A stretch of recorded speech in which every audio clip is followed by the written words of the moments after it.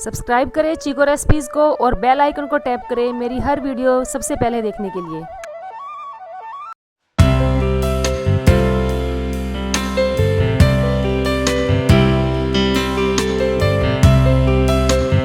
फिर सवाल है सौमिका का और हमारे यूट्यूब परिवार को राधे राधे। तो जी सौमिका की तरफ से सभी यूट्यूब परिवार वालों को राधे राधे। मेरे 6 क्वेश्चन हैं, तो सौमिका जी के 6 क्वेश्चन हैं। तो चलिए पहला सवाल ले लेते हैं उनका। मैम, मैं क्लास 7th का लड़का हूँ। मैं कभी कभी तुलसी का पत्ता तोड़ देता हूँ। संडे, अमावस्या, एडजेक्टर, कोई भी परेशानी? उन्होंने पूछा कोई परेशानी है? तो जी अगर आपको पता है कि संडे है, अमावस्या है, आपने तुलसी का पत्ता जानबूझकर तोड़ा है तो आप दोष के भागी होते हैं। लेकिन अनजाने में आपने तुलसी का पत्ता तोड़ा है तो आपको कोई दोष नहीं लगेगा, क्योंकि आपने वो ठाकुर जी के भोग के लिए वो पत्ता तोड़ा है। तो आप ऐसा कर सकते हैं, जरूरी नहीं है कि आप वो पत्ता तोड़े। कोशिश ज़्यादा से ज़्यादा ये करा करें कि तुलसी के गमले में जो पत्ता पहले से गिरा हुआ हो वो उठा लिया करें, या फिर आप थोड़ा सा ध्यान रखा करें कि आपको संडे के दिन या अमावस्या के दिन तुलसी का पत्ता ना तोड़ना पड़े। दूसरा सवाल है आपका, मेरे गोपाल जी की छवि है, मैं उनकी मूर्ति के जैसी सेवा करती हूँ पर मैं उनका बाहर नहीं जाता हूँ। तो जी कोई बात नहीं, आप जो सेवा कर रहे हैं, आपके पास छवि है जो भी है, तो जैसी सेवा कर रहे हैं बहुत अच्छी है। तो जी सेवा हमेशा भावों से की जाती है, जरूरी नहीं है कि आप उनको बाहर लेकर जाओ। तीसरा सवाल है उनका कि मैम, मैं भाग्य पर विश्वास करूं या राधा कृष्ण पर? मेरे घर में बहुत अंगूठी पहनते हैं, आप मुझे समझाएं। तो जी जो भाग्य है और जो राधा कृष्ण है, सेवा की बात कर रहे हैं, विश्वास की बात कर रहे हैं, वो एक दूसरे से जुड़े हुए हैं। अगर आप भक्ति करते हैं, ठाकुर जी से मांगते हैं कि हमें भक्ति दे या हमें सुखी रखें, या आपने जो बोला कि अच्छा भाग्य दे, तो भी आप ठाकुर जी से ही प्रार्थना करेंगे कि हमारा अच्छा भाग्य लिखे। तो ठाकुर जी की भक्ति करेंगे तो आप कर्म भी अच्छे करेंगे, क्योंकि जब हम इस जीवन में आए हैं तो कर्म करने ही पड़ेंगे, और जो ठाकुर जी हैं वो हमारे को हमारे कर्मों के आधार पर फल देते हैं। अगर आप अच्छे कर्म करते हो तो आपको किसी भी चीज़ से कभी भी घबराने की जरूरत नहीं होती है, क्योंकि सिर्फ कर्म अच्छे करते जाओ। फल ये मत सोचो कि आपको इसका फल कब मिलेगा या कब नहीं मिलेगा, क्योंकि आपका काम है सिर्फ कर्म करना और ठाकुर जी का काम है सिर्फ और सिर्फ आपको फल देना। तो रही बात कि भाग्य की, तो जी बिल्कुल पहले भक्ति करें। भक्ति करेंगे तो आपका जो भाग्य है अपने आप ही उदय हो जाएगा।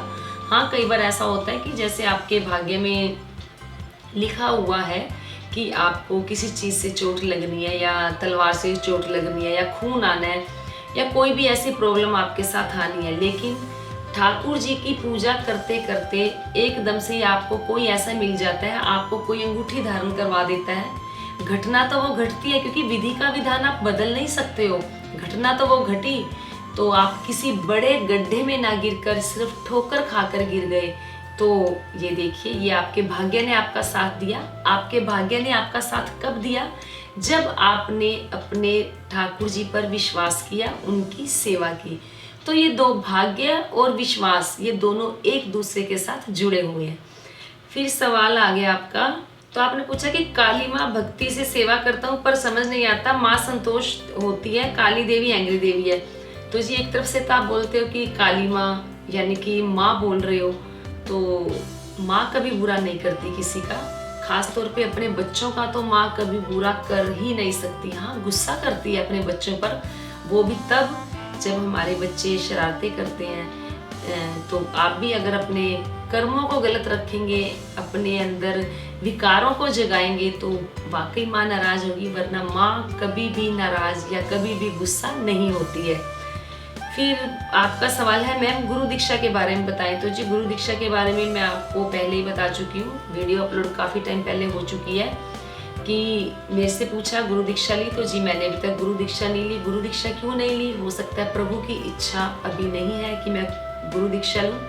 बाकी मेरे लिए आप सभी मेरे गुरु हैं। जब आप इतने अच्छे अच्छे सवाल मुझसे पूछते हैं, और कई बार उन सवालों का जवाब मेरे पास नहीं भी होता, लेकिन जैसे ही मैं आप लोगों के सवालों के जवाब देना शुरू करती हूँ, मुझे खुद को नहीं पता लगता कि मैं क्या बोल रही हूँ, क्या नहीं बोल रही हूँ। बाद में जब मैं खुद अपनी वीडियो देखती हूँ तो मेरे को लगता है कि क्या मैंने इस बात का, इस सवाल का ये जवाब दिया। तो जी मेरे गुरु मेरे लिए आप सब हैं जो इतने अच्छे अच्छे सवाल करते हैं, मेरे ज्ञान में वृद्धि करते हैं। क्योंकि जब आप ऐसे सवाल पूछते हैं मुझसे तो मुझे भी अपने दिमाग के घोड़े दौड़ाने पड़ते हैं। और मैं बाकी मेरे गुरु मेरे ठाकुर जी हैं। मेरा गुरु हर कोई है, एक बच्चा भी मेरा गुरु है, एक पक्षी भी मेरा गुरु है। तो मैं तो यही कहूँगी कि आपके लिए भी हर कोई गुरु होना चाहिए, चाहे कोई सामने वाला इंसान अच्छा हो या बुरा। अगर कोई बुरा है तो उसके अंदर अच्छाइयाँ ढूंढ ढूंढ के आप अपने आप को बदलें, उसे अपना अच्छाई का गुरु बनाएं। जो अच्छे हैं ही तो उनसे तो अच्छाइयाँ लेनी ही लेनी है। एक बच्चे से भी आप एक जो ज्ञान है वो ले सकते हो। तो भगवान ने हर किसी को गुण जरूर दिए, तो सबके आप गुण लेते जाएं तो समझ लिए कि आपकी जो गुरु का ज्ञान मिल जाएगा। तो गुरु दीक्षा मेरे लिए तो यही है। बाकी अगर आपकी इच्छा है गुरु बनाने की किसी को तो जी आप बेझिझक बना सकते हैं। फिर आपका ही सवाल है कि मैम मेरे भाई के पास एक काली माँ का मूर्ति है पर वो माँ काली को घर पर रखा नहीं जाता है। सॉरी, मैं क्वेश्चन लंबा हो गया, मैं बंगाली हूँ, सॉरी मैम अगर गलती हो गई तो जी कोई गलती नहीं है आपसे। तो सवाल आपके काफ़ी थे, तो सभी के सवालों का जवाब मैंने आपका दे दिया है। फिर सवाल है सागर भल्ला का कि आंटी जी मैं जब ठाकुर जी को भोग लगाता हूँ मेरे मन में बैड विचार आते हैं, मैं क्या करूँ, कुछ समझ नहीं आ रहा। तो जी कोई बात नहीं, जो विचार आ रहे हैं विचारों का काम है आना, वो आएंगे भी, हर किसी के साथ होता है। जो भी विचार आते हैं उन्हें आने दें। धीरे धीरे करके आपके जो विचार हैं, जो विकार हैं, आपके विचार नहीं है आपके विकार हैं, धीरे धीरे आपके विकार जो है वो कम हो जाएंगे। धीरे धीरे जो आपके विकार हैं खत्म हो जाएंगे और वो विचार का रूप धारण कर लेंगे। यानी कि आपके जो विचार हैं वो अच्छे हो जाएंगे। तो टेंशन ना लें, ठाकुर जी की सेवा करते रहें। जैसे ही मन में बुरे विचार आए तो ठाकुर जी के चरणों की तरफ ध्यान लगाएं, तो जो आपके विकार हैं वो दूर हो जाएंगे और वो अच्छे विचारों में तब्दील हो जाएंगे। फिर सवाल है कोकी का कि मैं कान्हा जी के साथ होली कैसे मनाएं, प्लीज मैम बताएं, क्या हम होली के दिन कीर्तन करवा सकते हैं। तो जी बिल्कुल, होली के दिन आप कीर्तन करवा सकते हो। कान्हा जी के साथ होली कैसे कैसे मनाई जाएगी इस पर आपको जल्दी ही वीडियो मिल जाएगी। फिर भी थोड़ा सा बता देती हूँ। कान्हा जी के साथ आप होली फूलों से खेल लें, गुलाल से खेल सकते हैं, या गीले से तो नहीं कहूँगी कि आप खेलें। और जो घर में चंदन होता है, मैंने जैसे पिछले साल या 1-2 साल पहले वीडियो बनाई थी जिसमें मैंने आप लोगों को बताया था कि आप चंदन से भी होली खेल सकते हैं। हम जब कीर्तन करते हैं तो वहाँ पर होली फूलों से खेलते हैं और जो चंदन का तिलक है वही लगाया जाता है गुलाल के रूप में।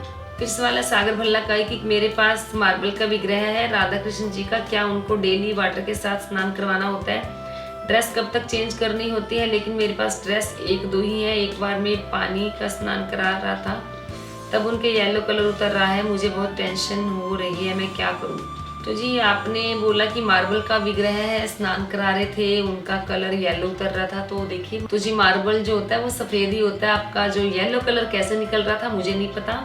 बाकी जो मार्बल के विग्रह होते हैं उन्हें रोज़ रोज़ स्नान नहीं करवाया जाता। रोज़ रोज़ क्या, उन्हें स्नान बहुत कम करवाया जाता है, ना के बराबर। उन्हें सिर्फ हल्के हाथों से पोंछा ही जाता है। तो आपने कहा कि येलो कलर उतर रहा है, मुझे नहीं पता किस कारण से उतर रहा है, तो बेहतर यही होगा आप उन्हें रोज़ रोज़ स्नान ना करवाएं। तो या हफ्ते या 10 दिन में आप उनकी पोशाक चेंज कर दें, उन्हें हल्का हल्का पोंछकर। फिर सवाल है तुषार ठाकुर का कि राधे राधे दीदी, मेरी आपसे गुजारिश है आप अपने परिवार से मिलवाओ, मतलब आपके घर में जो रहते हैं जैसे आपके पति, बेटी, बेटा, उन सब के बारे में बताओ कि वो लोग क्या करते हैं। दीदी जल्दी वीडियो बना दो। तो जी बिल्कुल आपको जल्दी वीडियो मिलेगी। वैसे पीछे व्लॉग्स आते रहे हैं, जैसे कि होली का था या जन्माष्टमी थी, राधाष्टमी थी, तो जो वो व्लॉग होते हैं उनमें, या गणेश चतुर्थी थी जब गणेश विसर्जन हो रहा था, उस दौरान भी मैंने अपने परिवार से आप लोगों को मिलवाया ही था। तो हो सकता है आपने वो वीडियो नहीं देखी होगी, तो जल्दी ही मैं आप लोगों को अपने परिवार से मिलवाऊंगी। फिर सवाल है खुशी रानी का कि आप ठाकुर जी को अपना गुरु कैसे बनाए, ठाकुर जी से गुरु दीक्षा कैसे लें। तो जी जो गुरु होता है अच्छे मार्ग की तरफ लेकर जाता है, रोशनी की तरफ लेकर जाता है, अंधकार से प्रकाश की ओर।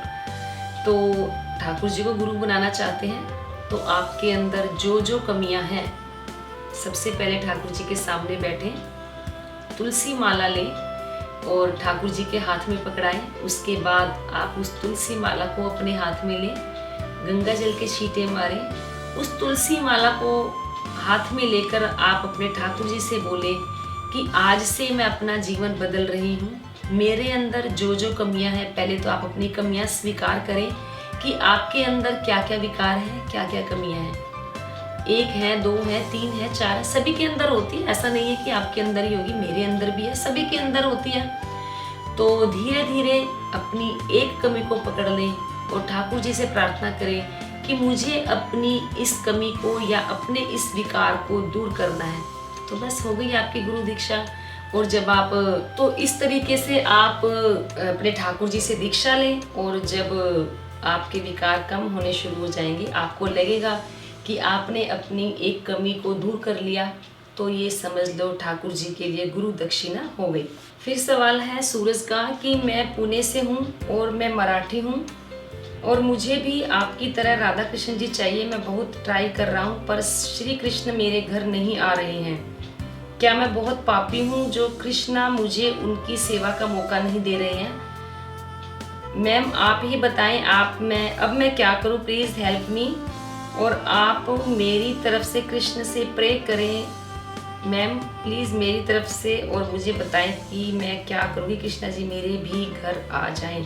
तो जी बिल्कुल ठाकुर जी से प्रे करूँगी कि ठाकुर जी आपके घर जल्दी आएं। तो कोई बात नहीं, तो जी जल्दी ही ठाकुर जी आपके घर आ जाएंगे। वो भी देखना चाह रहे हैं कि आप मेरे लिए कितनी तड़प रखते हो, मेरे लिए कितने भाव हैं आपके अंदर।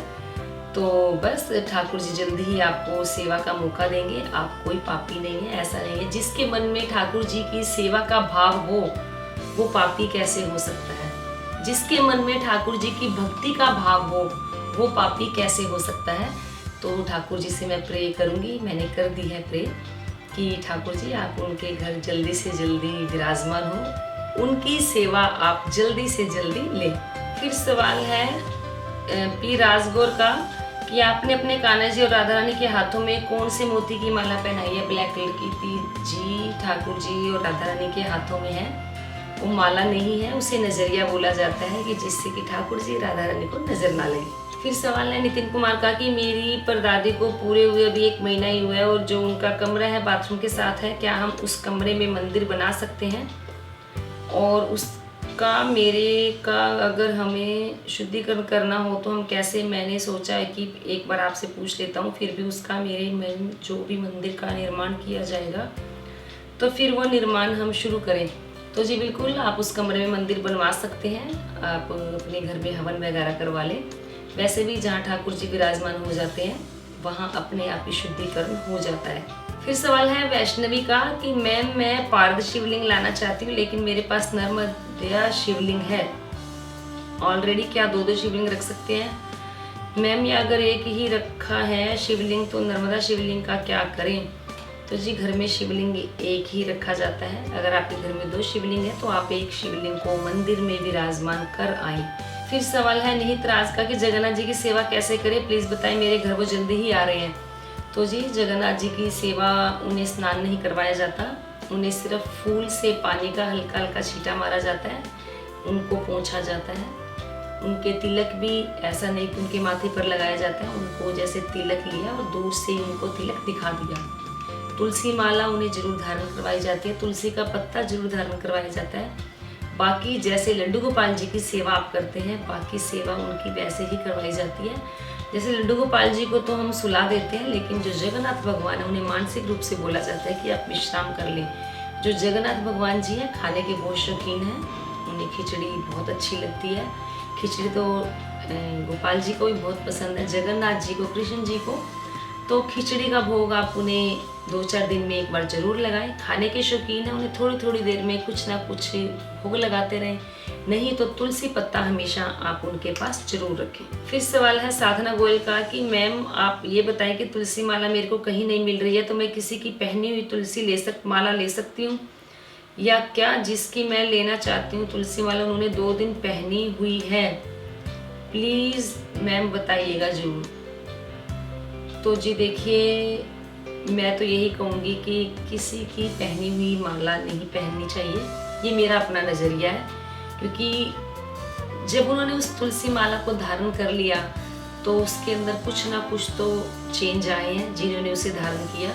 तो ये माला समझो उन्हीं के लिए बनी हुई है जिन्होंने उसको धारण किया है। तो आप तुलसी माला इंतज़ार कर ले थोड़ा सा, जब आपको अपनी तुलसी माला मिले आप तभी पहने। फिर सवाल है रेखा पांडे का कि मेरा क्वेश्चन है कि आप मुझे ये बताएं कि लड्डू गोपाल जी को होली के दिन स्नान कराने से पहले होली खेलें या बाद में। तो जी लड्डू गोपाल जी को होली के दिन 2 बार स्नान करवाया जाएगा। एक बार तो सुबह स्नान करवाया जाएगा, होली खेलने से पहले भोग लगाया जाएगा। फिर उसके बाद होली खेलने के बाद उन्हें फिर से स्नान करवाया जाएगा, फिर उनके भोग लगेगा जो खाना अपने घर में बनाया होगा। फिर सवाल है लड्डू गोपाल का कि नेम कौन सा भागवत गीता रखकर घर में रखनी चाहिए। तो जी भगवत गीता तो भगवत गीता ही है, कोई भी भगवत गीता आप अपने घर में रख सकते हैं।